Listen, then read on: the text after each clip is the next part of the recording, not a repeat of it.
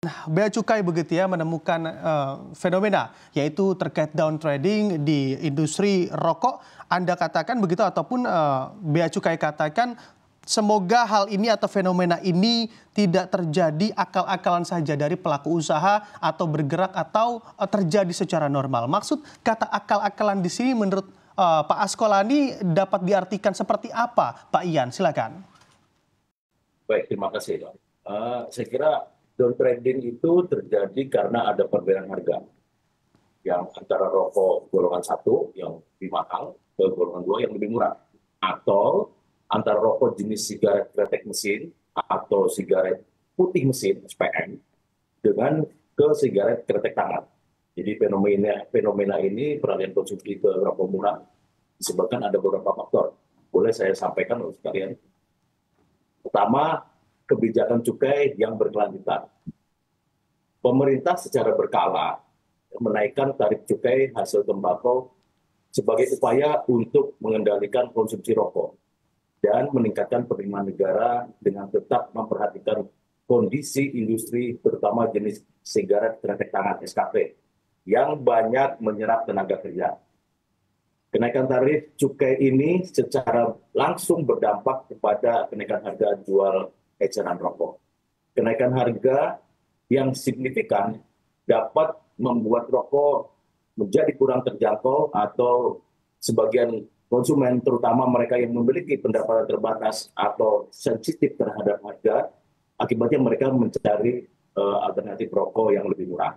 Yang pertama, kebijakan kami memang satunya untuk meningkatkan. Kemudian yang kedua, kondisi ekonomi.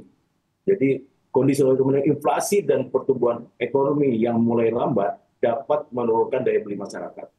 Dan dalam situasi itu, konsumen cenderung mengurangi pengeluaran untuk barang-barang yang tidak esensial, terutama termasuk rokok.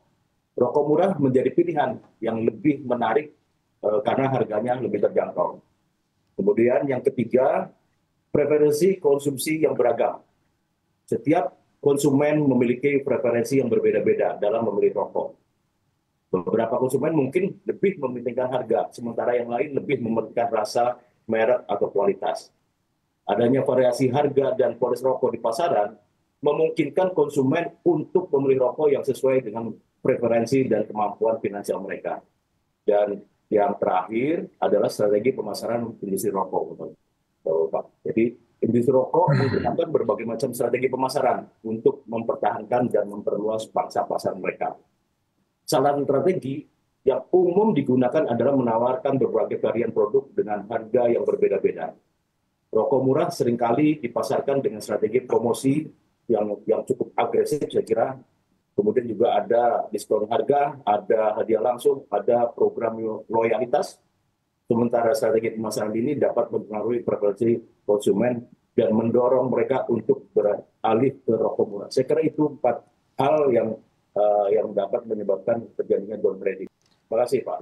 Oke, terkait perpindahan atau down trading ini memang disebabkan karena faktor tarif begitu ya. Lalu bagaimana evaluasi yang juga dilakukan oleh Bea Cukai terkait aturan tarif-tarif yang tentunya ada di sektor industri rokok ini? Silakan, Pak Ian.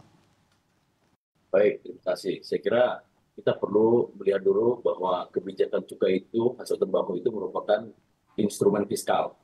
Dan instrumen fiskal itu berpengaruh pada keseimbangan perekonomian dan perilaku manusia. Jadi kalau memang harga naik, mungkin bisa berubah trading atau itu perilaku manusia, masyarakat.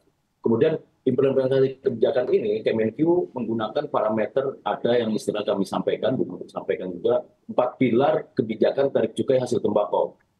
Sebagai tolak ukur kebijakan yaitu pertama pengendalian konsumsi, keberlangsungan tenaga kerja, penerimaan negara, dan yang terakhir kami juga masukkan adalah pengawasan barang kena cukai ilegal. Jadi ini 4 ini kita masukkan sebagai pilar untuk menetapkan kebijakan cukai tarif cukai ke depan. Nah, pada implementasinya, Bapak, jadi supaya upaya pengendalian konsumen ditandai dengan sampai dengan 2023 itu penurunan produksi hasil tembakau berupa sigaret dari itu rata-rata sekitar 0,7% penurunannya. Kemudian ini juga tadi disampaikan dari sisi tenaga kerja. Kemudian keberhasilan tarif cukai itu tercermin juga dari survei tenaga kerja yang dilakukan oleh Bea Cukai pada tahun 2022. Industri rokok yang memproduksi sigaret kretek tangan naik sebesar 63% year on year ya Pak. Nah, produksi SKT ini naik sebesar 26,8%. Nah, serapan tenaga kerja mengalami kenaikan yang signifikan. Itu dari tenaga kerja. Jadi kami pun tadi keberlangsungan tenaga kerja kami pertimbangkan juga. Kemudian sisi penerimaan ini 5 tahun terakhir rata-rata kenaikan tarif cukai sebesar 11,5% dan berhasil mendongkrak pertumbuhan penerimaan rata-rata sebesar 7,08%. Nah, kebijakan cukai hasil tembakau ini juga dibuat tidak serta-merta hanya mengutamakan capaian penerimaan semata, namun juga mempertimbangkan effort menekan rokok legal secara nasional. Itu jadi 4 pilar ini yang kami gunakan sebagai dasar untuk pertimbangan untuk penetapan tarif ke depan. Kemudian evaluasinya, kebijakan tarif hasil tembakau itu perlu dilakukan secara komprehensif dan berkala. Dan kita lakukan terus. Nah, evaluasi ini bertujuan untuk menilai efektivitas kebijakan dalam mencapai tujuannya, yaitu mengurangi konsumsi rokok, meningkatkan penerimaan negara, serta mengidentifikasi dampaknya yang tidak diinginkan, seperti tadi, door trading dan peningkatan rokok ilegal. Nah, hasil evaluasi ini akan memberikan informasi yang sangat penting bagi kami ya, untuk melakukan penyesuaian kebijakan tarif rokok ke depan. Jika down trading terbukti menjadi masalah yang signifikan, pemerintah dapat mempertimbangkan untuk penyesuaian tarif cukai. Kemudian juga memperkuat pengawasan, saya kira down trading jadi sudah disampaikan supaya sesuai dengan tarifnya. Kemudian juga menerapkan kebijakan lain yang lebih efektif dalam mengendalikan konsumsi rokok. Saya kira itu evaluasinya Pak Bambang. Oke, baik Pak Ian, Anda katakan Bea Cukai akan melakukan memperkuat pengawasan. Hal apa yang kiranya akan dilakukan untuk memperkuat pengawasan di lapangan? Baik. Jadi ini beberapa hal ya, Bapak sekalian, yang kita sampaikan. Untuk pengawasan ini, ya rokok ilegal ini terus diperketat. Terakhir itu kami juga melakukan operasi gempur yang dilakukan seluruh Indonesia, baik itu di produsen maupun yang di pemasaran. Artinya kami sadar betul bahwa penerimaan itu sangat dipengaruhi dengan rokok ilegal. Nanti kami akan sampaikan data bahwa untuk rokok ilegal itu pada tahun 2023 ya, kami telah menindak sebanyak 787 juta batang dan estimasinya sekitar 981 miliar rupiah. Dan ini saya kira pekerjaan teman-teman kami di seluruh Indonesia. Mungkin salah satunya itu Pak.